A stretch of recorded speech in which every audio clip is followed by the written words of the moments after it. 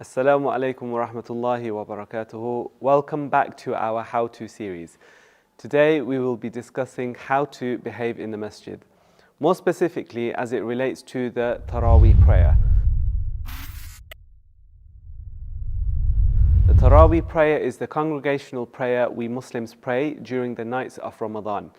It is expected that people are very excited to attend the Taraweeh prayer, and in their excitement, people often fall into numerous mistakes. Here are 8 things to consider when attending the masjid. Number 1, don't miss your Isha prayer.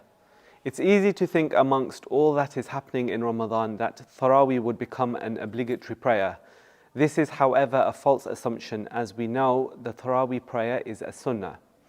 As Muslims, we know Allah subhanahu wa ta'ala has obligated upon us 5 daily prayers, and these 5 daily prayers should therefore be prioritized over any other salah. So the next time you plan to attend the Taraweeh prayer, make sure you always prioritize your Isha over your Taraweeh. Number 2, do not rush to the prayer. We should always try to follow the sunnah of the Prophet sallallahu alaihi wasallam, and from his sunnah we learn the Prophet did not rush to his prayers. In fact, our Prophet Muhammad sallallahu alaihi wasallam, he told us, when the iqamah is called for salah, do not come to it rushing, rather come to it walking and while you have tranquility. Number 3 is that you dress well and have a pleasant fragrance.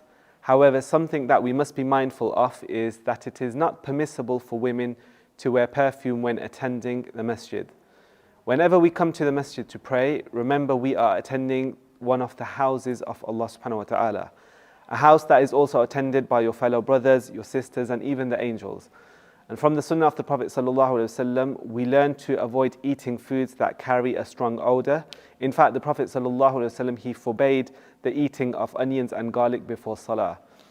We should always be putting on athar, wearing your nicest clothes, and using the miswak. Number 4, turn your phones to silent. For many people, this is one of the biggest distractors from their salah. One of the main aspects of our prayer is khushu', which is to be focused on your salah and the recitation of the imam. Therefore, the last thing that you want is for you and other people to be distracted by the ringtone on your phone. And please bear this in mind before you actually enter the masjid. Number 5, do not overeat during the iftar. Some of the downsides of overeating are laziness, tiredness, bloating, and burping. The Prophet Muhammad sallallahu alaihi wasallam informed us a human being fills no worse vessel than his stomach. It is understandable, however, after a long day of fasting that the temptation can be too strong for some, but you do not want to eat so much that it is difficult for you to stand and concentrate in your salah.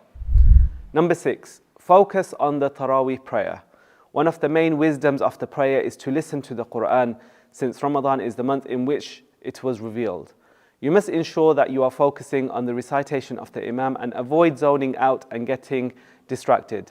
What may help with this is reading the translation of the ayah that are going to be recited that night during the day.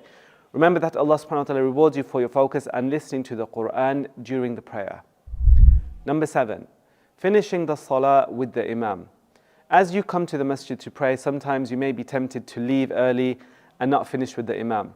Remember that our Prophet sallallahu alaihi wasallam, he said, whoever prays qiyam with the Imam until he finishes, Allah will record for him qiyam of a whole night. Number 8, parking incorrectly. Finally, many of us who have attended the Taraweeh prayer have heard announcements regarding a car blocking an entrance. This is not the behavior of someone who has decided to spend his night in worship and prayer. As Muslims, we are required by Allah subhanahu wa ta'ala to avoid harming others in any way possible. So please take this into consideration. And like our Prophet sallallahu alaihi wasallam, he did, he would shorten his prayer to take into consideration the state of a mother whose child is crying, again showing the importance of keeping others in mind and not being selfish. We ask Allah subhanahu wa ta'ala to make us from those who implement the sunnah of the Prophet sallallahu alaihi wasallam. هذا والله أعلم وصلى الله على نبينا محمد وعلى آله وصحبه أجمعين. If you found this video helpful, please make sure to like, subscribe, and share with your friends. For more videos like this, check out our full how-to playlist in the description below. Barakallahu feekum. Assalamu alaikum wa rahmatullahi wa barakatuh.